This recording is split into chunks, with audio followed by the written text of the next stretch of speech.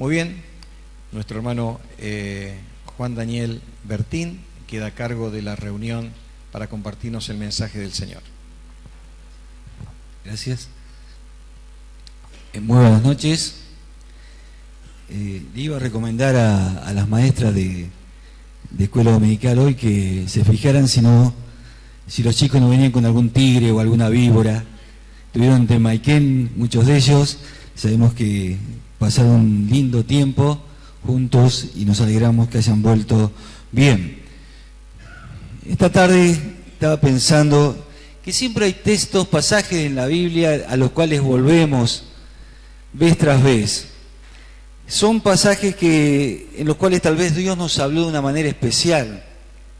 A través de ellos nos habló en momentos difíciles, tal vez de pruebas, de dificultades, de soledad, tiempo de separación. ¿Quién no se refugió alguna vez en los versículos del Salmo 23? Escuchando la palabra de Dios diciendo: el Señor es mi pastor, nada me faltará. Y sintiendo que las palabras de este salmo envolvían nuestro corazón, nos cubrían y nuestra mente sentía la paz del Señor al leerlo. Y tal vez como se sentía aquella oveja del pasaje, que sentía los brazos del pastor rodearla, cuidarla, mimarla y protegerla en su fragilidad para brindarle los mejores cuidados. Nosotros también, leyendo estas prosas del rey David, sentíamos la presencia de Dios y que cada palabra de ese salmo venía justa a nuestra situación y a lo que estábamos viviendo. ¿Quién nos recuerda tal vez algún texto o algunos textos que guiaron definiciones fundamentales en su vida? Que tuvieron que ver tal vez con el trabajo, con elegir un trabajo, con problemas familiares, tal vez con situaciones sentimentales o con amistades.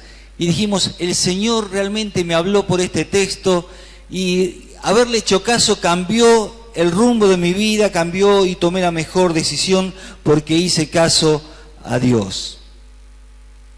¿Por qué les comparto esto? Porque hay un pasaje que es el que quisiera leer con ustedes hoy, que vez tras vez vuelvo, y cada vez que vuelvo a ese pasaje encuentro realmente algo maravilloso para mí de parte del Señor. Y quisiera compartirlo con ustedes.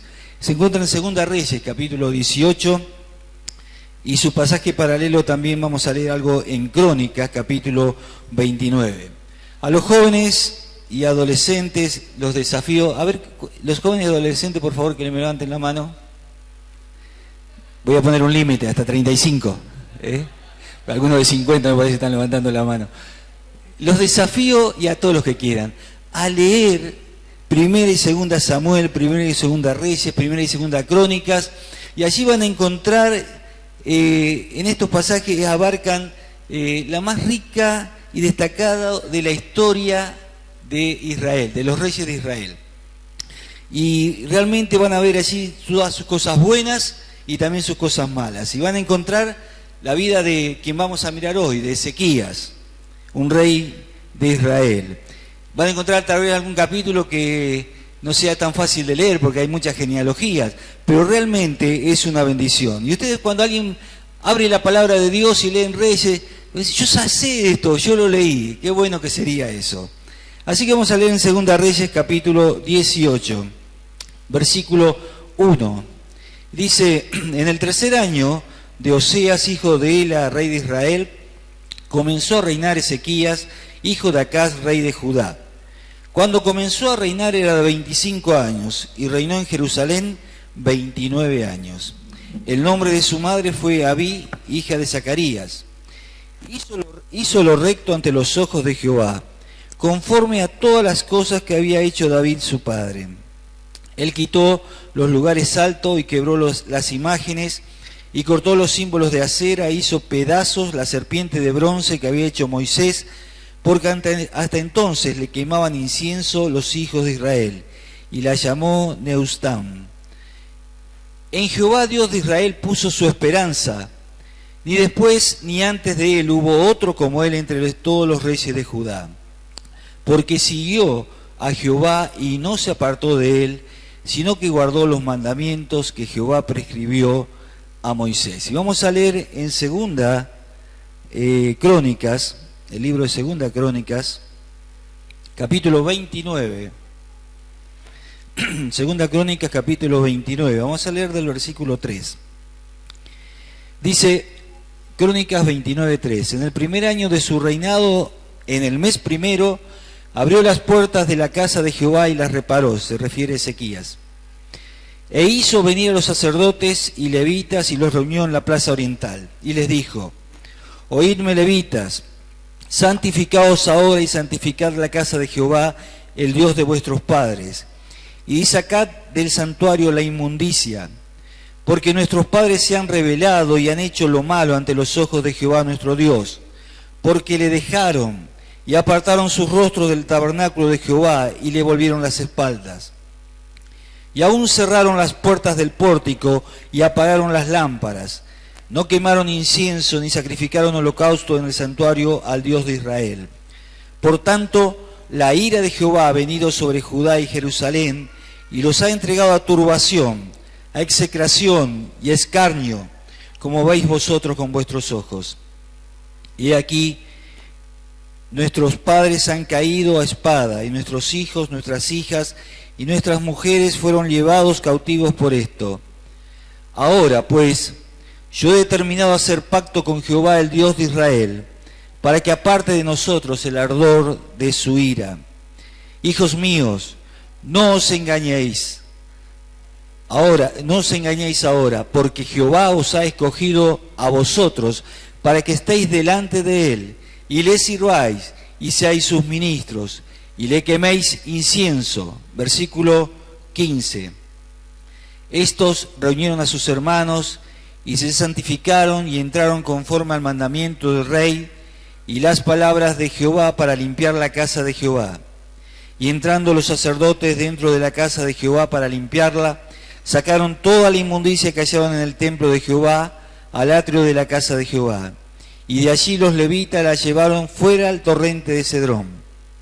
Comenzaron a santificarse el día primero del mes primero, y a los 8 del mismo mes vinieron al pórtico de Jehová, y santificaron la casa de Jehová en 8 días, y en el día 16 del mes primero terminaron. Hasta aquí nomás.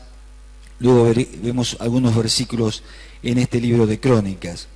La historia del pueblo de Israel nos marca que después de los reinados de Saúl, de David y de Salomón, el reino se dividió en dos: el reino del norte y el reino del sur.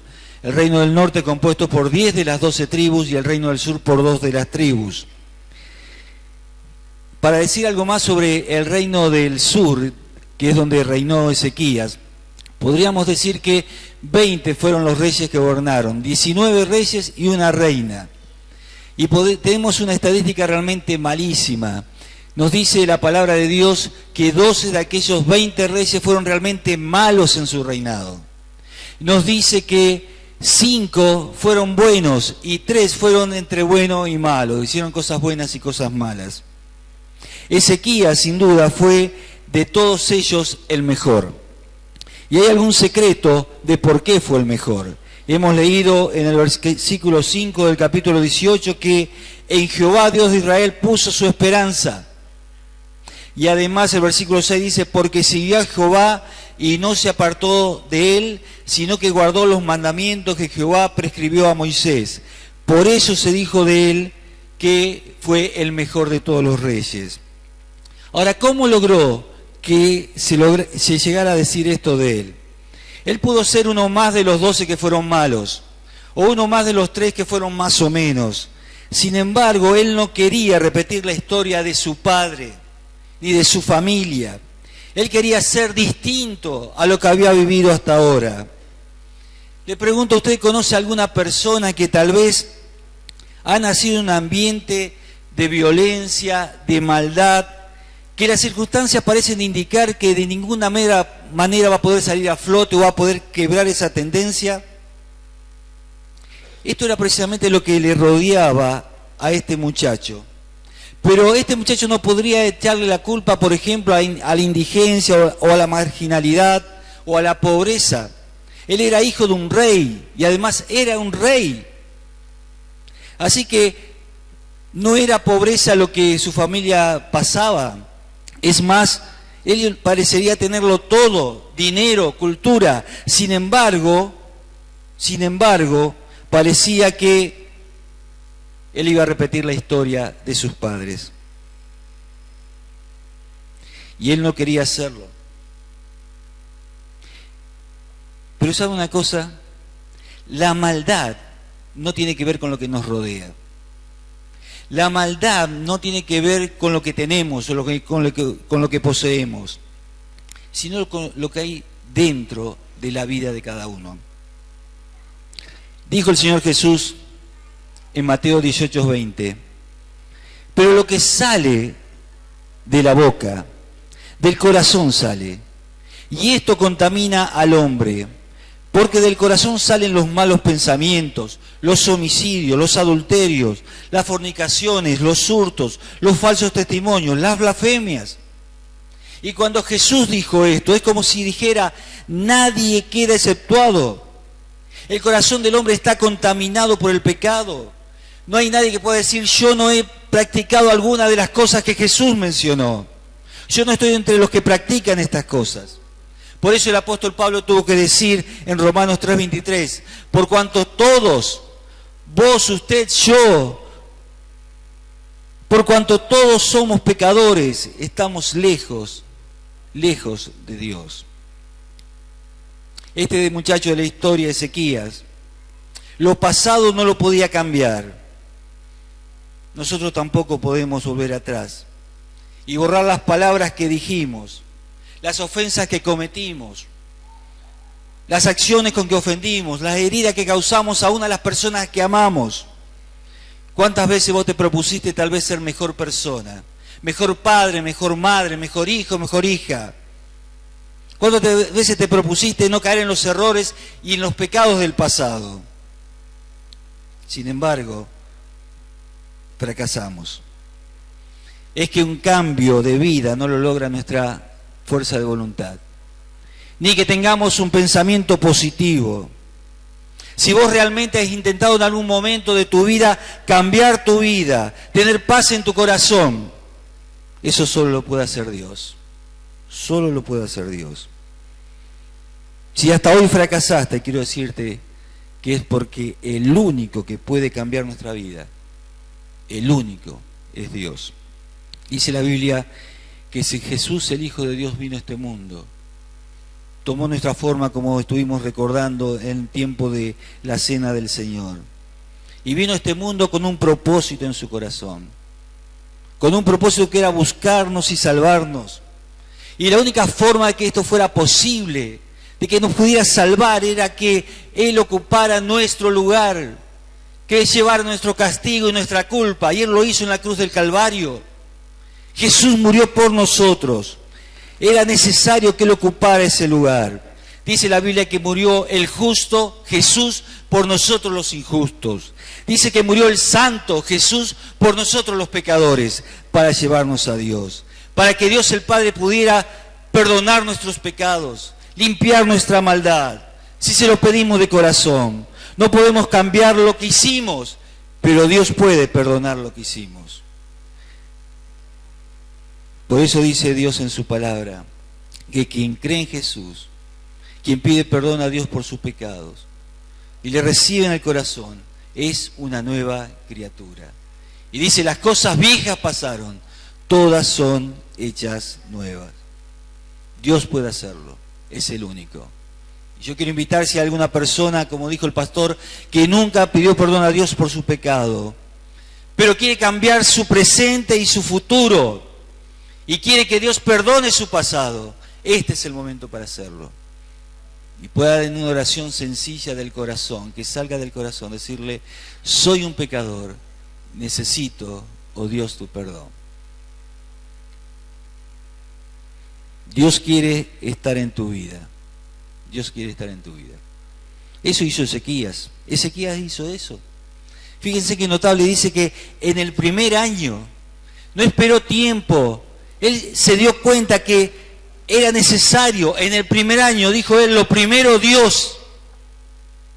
Es que él sabía que el único que podría cambiar el rumbo de su vida y salvarlo del fracaso en esa empresa que estaba comenzando era Dios en su vida.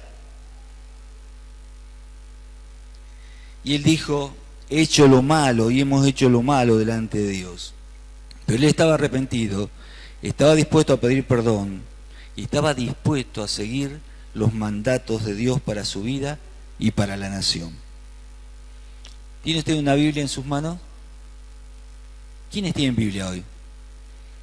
Están todos confiados en el proyector, ¿eh? Si usted tiene su Biblia y la abre en la mitad más o menos, ábrala. Si alguno está en su casa viéndonos y tiene una Biblia a mano, ábrala más o menos en la mitad. Va a encontrar el libro de los Salmos. Y en el libro de los Salmos hay un capítulo, el 119. Es el capítulo más largo de la Biblia, tiene 176 versículos. Y está dividido en 22 párrafos. Cada uno comienza con una letra del abecedario hebreo. Ahora, usted seguramente se olvidará de todos los números que yo dije, pero hay algo importante que quiero que recuerde. De estos 176 versículos, 171 mencionan la palabra de Dios, los mandatos de Dios, la ley de Dios, los preceptos de Dios. Estos versículos, salvo 5, mencionan la importancia de la palabra de Dios en la vida de una persona. ¿Saben ustedes que muchos piensan que este salmo lo escribió Ezequías? No lo sabemos con seguridad, pero tiene mucha posibilidad. Y el versículo 9 del Salmo 119 dice, ¿qué cosa? ¿Con qué limpiará el joven su camino? Con guardar tu palabra. ¿Y saben qué? Ezequías se dejó guiar por la palabra de Dios, guardó la palabra de Dios. Él se preocupó en saber a qué cosas Dios le decía bueno y a qué cosas Dios le decía malo. Entonces buscó la ley de Dios y reunió a los sacerdotes y a los levitas y le dijo, miren, debemos hacer una tarea. El templo está abandonado, las puertas están cerradas, las luces están apagadas. Y les habló al corazón con la palabra de Dios en la mano. Y comenzaron juntos a ver qué cosas buenas habían dejado de hacer. Y comenzaron a ver juntos qué cosas malas estaban haciendo. Y comenzaron a buscar qué era lo que Dios quería que hicieran. ¿Cuánto necesitamos nosotros buscar qué es lo que Dios quiere para nuestra vida? Para nuestra familia, para nuestros hijos, en nuestro trabajo. ¿Cuánto necesitamos? Me ha tocado conocer a personas con una gran experiencia en la vida, porque han pasado situaciones difíciles y han tenido que luchar con muchas cosas, y son personas que realmente han pasado por circunstancias graves, muchos, y alguien te lo presenta y te dice, este sí que se las sabe todas. O te dice, este sí que tiene calle. Y ahora los chicos dicen, este sí que es un grosso. No sé todavía bien qué es, si se refiere a la gordura o qué, pero es así, este se las sabe todas. Pero cuando una persona recibe a Jesucristo en su corazón, las experiencias del pasado deben servirle para saber qué es lo que no tiene que hacer. Pero hacia adelante, en su nueva vida, debe regirse por la palabra de Dios y sus principios. Cuando un cristiano no crece, no da signo de madurez en su vida cristiana, y más bien le vemos siempre enredados en problemas y conflictos, muchas veces se debe a que busca regular o guiar su vida por sus conocimientos, por sus principios y no por los de Dios. Voy a dar algunos ejemplos un poco extremos para que puedan entender a lo que quiero apuntar. Viene el hijo al papá diciéndole que un compañero le gritó, lo insultó y le pegó un par de cachetazos. ¿Qué le dice el padre? Mi querido, la próxima vez le gritás más fuerte y si te dio un cachetazo le das 2 cachetazos. Es lo que aprendió en la vida. Es lo que aprendió en la calle. Es como aprendió a defenderse. Pero este papá, este cristiano, nunca tomó una Biblia ni para ponerla en la mesita de luz. Porque si hubiera abierto la palabra de Dios, hubiera visto que el Señor Jesucristo se manejó de manera muy diferente. Y el Señor dijo que aquellos que le gritaban, le acusaban, a Él no le maldecía, no le respondía de la misma manera, sino que encomendaba su causa al que juzga justamente.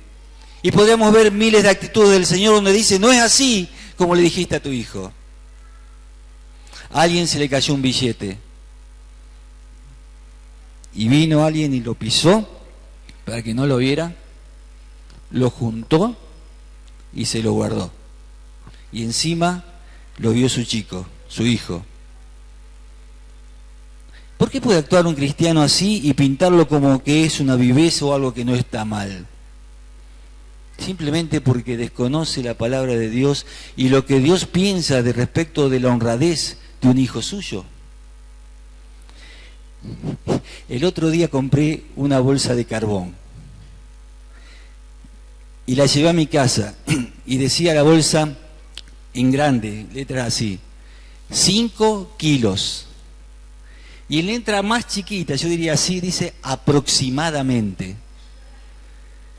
Entonces yo dije, la vi liviana, ¿vieron cuando uno nota? Digo, ¿qué será aproximadamente? Me entró curiosidad. ¿Qué será aproximadamente? Y dije, ¿será 4 kilos y 3/4? Ni siquiera pensé hacia arriba, pensé hacia abajo. ¿Será 4 kilos y medio? Y como seguía con mucha curiosidad, la puse en una balanza que tengo ahí que la uso de vez en cuando. Y cuando puse en la balanza, ¿saben cuánto decía? 4 kilos, clavadita. Yo me pregunto, ¿podría un cristiano estar vendiendo estas bolsas? No sería una viveza. Sería desconocer lo que Dios piensa sobre las pesas falsas. Dice que no las tolera. Entonces alguien que quiera agradar a Dios nunca entraría en un negocio así, nunca lo haría. Cuando uno conoce a Dios y conoce la palabra de Dios, debe tomar una decisión. ¿Me manejo con los principios de Dios o me manejo con mis principios? ¿O hago la mía? Pero debe tomar una decisión.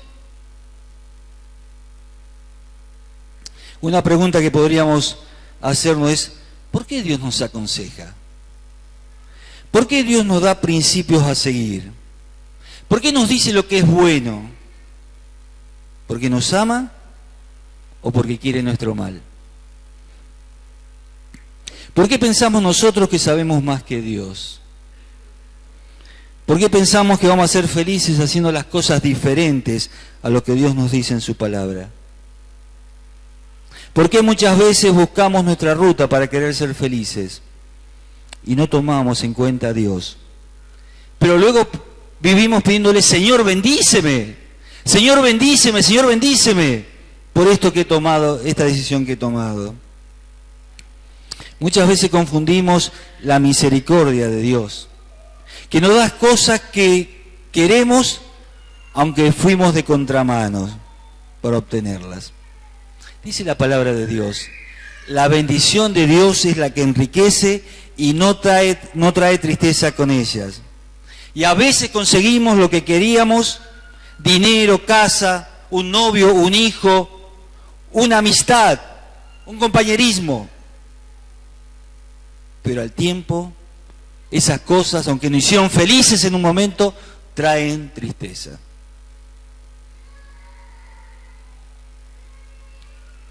No fue la bendición de Dios, fue la voluntad permisiva de Dios, que nos dijo, ok, ¿lo querés? Te lo doy. Pero trae tristeza. Qué distinto y hermoso es cuando queremos vivir de acuerdo a su palabra. Esto hizo Ezequías. Vino a los sacerdotes y a los levitas, a los encargados de guiar al pueblo, a la alabanza y la adoración de Dios y le dijo, no os engañéis. Jehová os ha escogido a ustedes para que estéis delante de Él y le sirváis. Así que, sencillamente, pongan en orden sus vidas. ¡Qué confrontación! A veces no nos gusta que nos confronten con algo que estamos haciendo mal. Ezequías fue y le dijo, miren muchachos, la cosa es simple. Dios los ha elegido a ustedes para hacer su obra. Pongan en regla sus vidas. Ustedes van a hacer la obra de Dios en la tierra. ¿Cómo están sus vidas? ¿Hay pecados no confesados? ¿Hay algo que tienen que dejar? ¿Hay algo por lo cual pedir perdón? Y que no tiene nada que ver con el Dios Santo a quien van a servir. Quiero decirle, queridos hermanos, que lo mismo que le dijo Ezequías a los sacerdotes y a los levitas, es lo que Dios nos pide a cada uno de nosotros, sus hijos. No te pide que seas un santulón, que tengas apariencia de santo, sino que tengas conciencia de que Dios nos ha apartado para Él y que desea que sus siervos que viven en este mundo no vivan como vive el mundo, sino como hijos de Dios, creciendo en amor, en pureza, en fe, en templanza. ¿Acaso vivimos como vivimos porque dudamos que Dios nos quiere usar? ¿Dudás que Dios te quiere usar? Te pregunto, ¿quién puede dar testimonio del amor de Dios sino aquel que lo ha experimentado? ¿Quién puede desear comunicar a otros el Evangelio de Jesucristo mañana lunes, ahí en Altos del Valle, sino aquel que ha sido salvado por Cristo? Dios va a hacer algo con nosotros, pues santifiquemos nuestras vidas. El apóstol Pablo decía, autoexaminémonos.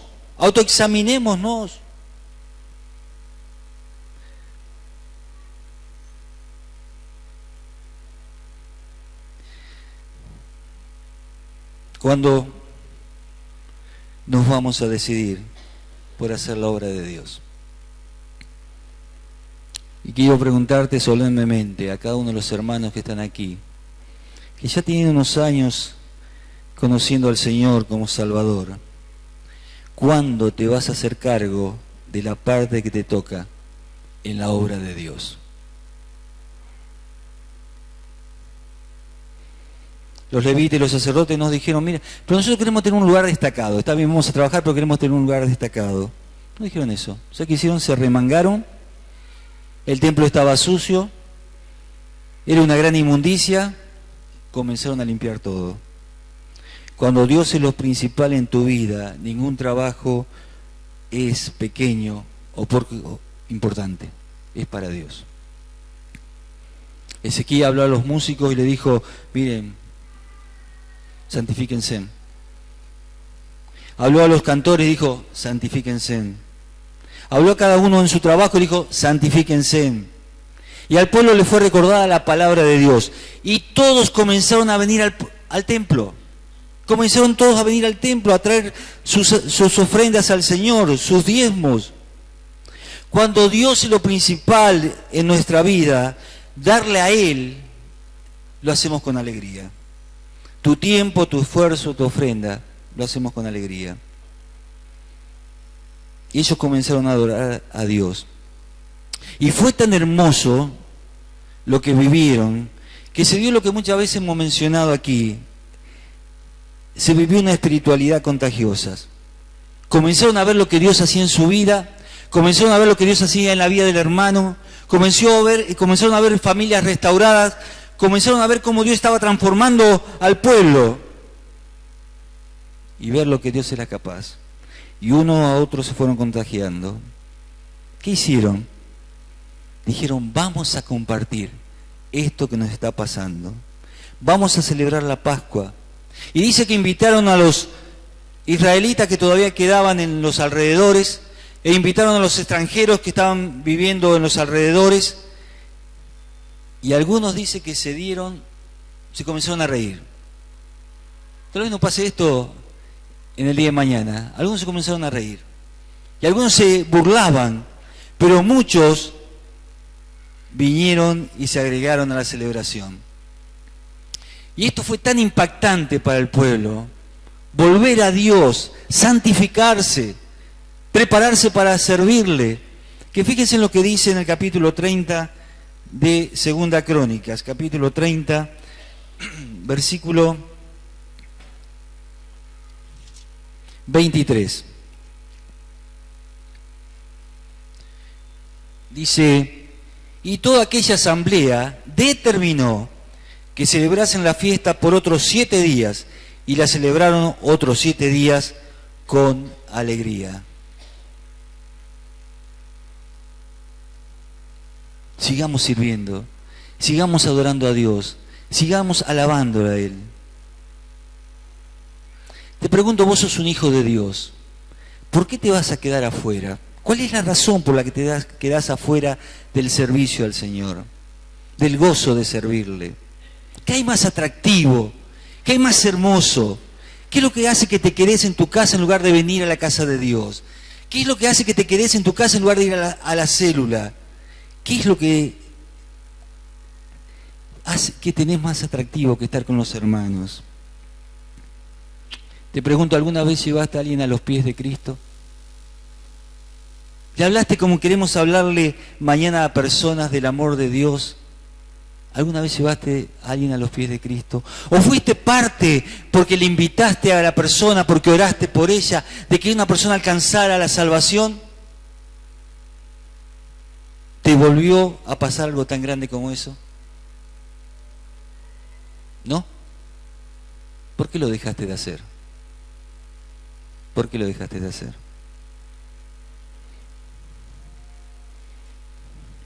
Mirá qué sintieron quienes sirvieron a Dios. Capítulo 30, versículo 25. Se alegró pues toda la congregación de Judá, como también los sacerdotes y levitas, y toda la multitud que había venido de Israel, asimismo los forasteros que habían venido de la tierra de Israel, y los que habitaban en Judá. Hubo entonces gran regocijo en Jerusalén, porque desde los días de Salomón, hijo de David, rey de Israel, no había habido cosa semejante en Jerusalén. Después los sacerdotes y levitas, puestos en pie, bendijeron al pueblo, y la voz de ellos fue oída, y su oración llegó a la habitación de su santuario, al cielo. Al cielo. Alegría de servir a Dios. Alegría de servir a Dios. Quiero terminar con algo que escuché a un pastor sobre el versículo que sigue, capítulo 31, versículo 1. Dice así, Segunda Crónicas 31:1. Hechas todas estas cosas, los de Israel que habían estado allí salieron por las ciudades de Judá y quebraron las estatuas y destruyeron las imágenes de acera y derribaron los lugares altos y los altares por toda Judá y Benjamín, y también en Efraín y Manasés, hasta acabarlo todo. Después se volvieron todos los hijos de Israel a sus ciudades, cada uno a su posesión.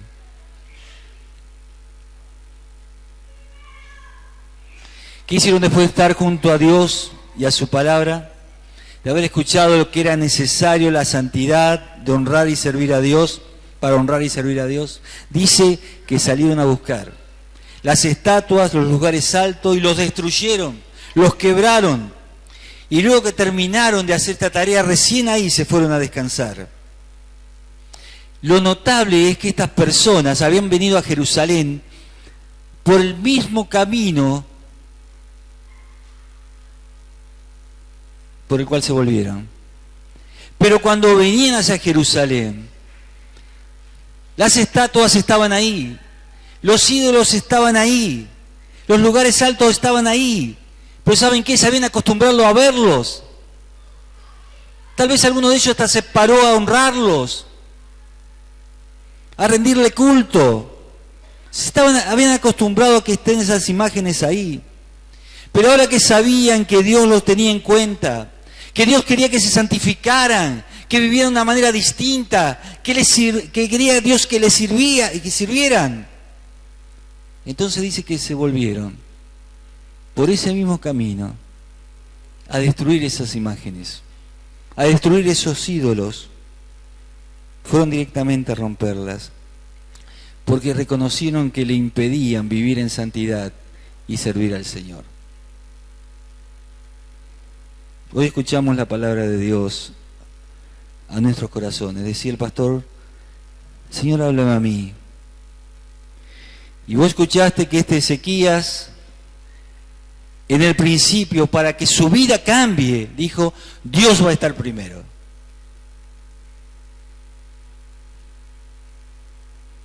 Dios quiere usarme, Dios quiere usarte. Y para eso Dios necesita que nos santifiquemos.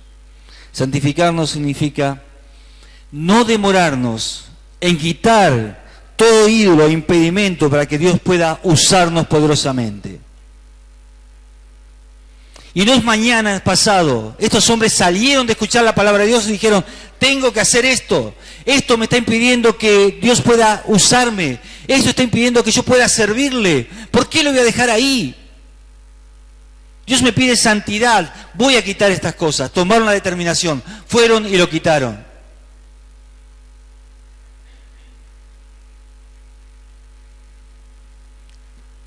Que Dios mueva nuestros corazones a que tomemos la decisión que todo lo que nos impide que Dios esté en primer lugar, que todo lo que nos impide estar en santidad sea quitado, porque Dios quiere usarte, porque Dios quiere usarme, porque Él se lo merece que sea de esta manera. Él dio su vida por nosotros. Amén. Amén. Pastor.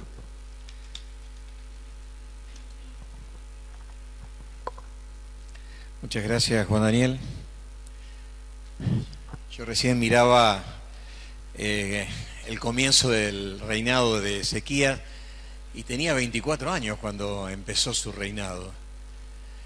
Y cuando él, como decía recién Juan Daniel, decidió poner a Dios en primer lugar, lo que generó fue una influencia sobre las demás personas, sobre todo el reino y sobre los sacerdotes, que se santificaron para cumplir su servicio a Dios con un corazón puro. Cuando nosotros decidimos acercarnos al Señor, vamos a ser personas influyentes. Vamos a influir sobre nuestros hijos, sobre nuestras esposas, sobre nuestros esposos, sobre nuestros familiares, sobre nuestros amigos, pero es necesario asumir un compromiso personal. ¿Ustedes se acuerdan de Daniel? Propuso en su corazón no contaminarse y él influyó sobre otros jóvenes que también se comprometieron y ellos, obedeciendo a Dios, fueron una influencia sobre el imperio caldeo.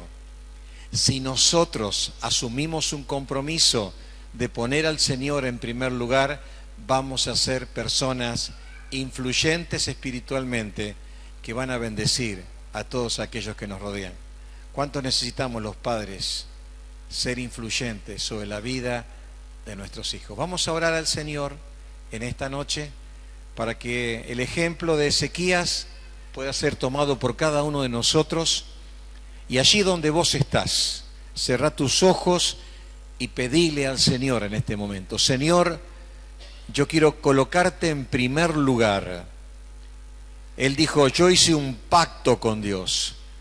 Que vos puedas hacer un pacto con Dios en este momento, de seguirlo, de obedecerlo, y lejos de ser influenciado por el sistema, por el mundo, por las filosofías de este mundo, por los malos modelos, los malos ejemplos que hay en el mundo, seas una persona que sea una influencia para cada persona que se acerca en cada momento del día a tu vida, a nuestra vida. Vamos a orar. Señor, en esta noche te damos gracias por tu palabra y por el ejemplo de este rey, que siendo joven tomó una decisión que lo acompañó durante sus 29 años de reinado. Señor, ayúdanos a que en esta semana podamos colocarte en primer lugar. Antes de tomar una decisión, consultemos con el cielo. Antes de resolver un problema, por más fácil que sea, consultemos con el cielo. En los momentos de tristeza, de angustia, de desánimo, encontremos en ti las fuerzas para seguir luchando. Señor, ayúdanos a asumir un compromiso como el que tomó Ezequías, hacer un pacto y ser de aquellos que influencian a aquellos que nos rodean, para que los que nos rodean también anhelen santificar sus vidas como nosotros. Quisiéramos en esta noche pedirte perdón por nuestros pecados y quisiéramos renovar nuestro deseo de andar en tus caminos. Bendice la decisión de cada corazón en el nombre del Señor Jesús. Amén. Amén. Bueno, muy bien, qué bueno lo que hemos escuchado en esta noche. Creo que nos va a servir muchísimo en esta semana ser como el rey Ezequías. Tenemos una gran responsabilidad. El Señor le dijo a Jeremías: no te conviertas a ellos, conviértelos a ti. Es muy fácil ser influenciado. El gran desafío es ser un influenciador.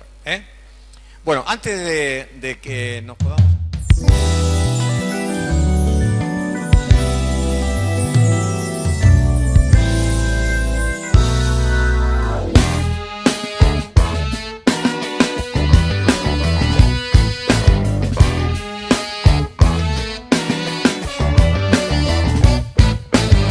Si corro a lo más lejos del desierto, ahí estás tú.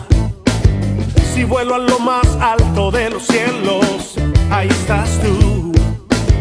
Si escondo yo de ti mi rostro, ahí estás tú. Si caigo lloro y de ti corro, ahí estás tú con tu amor.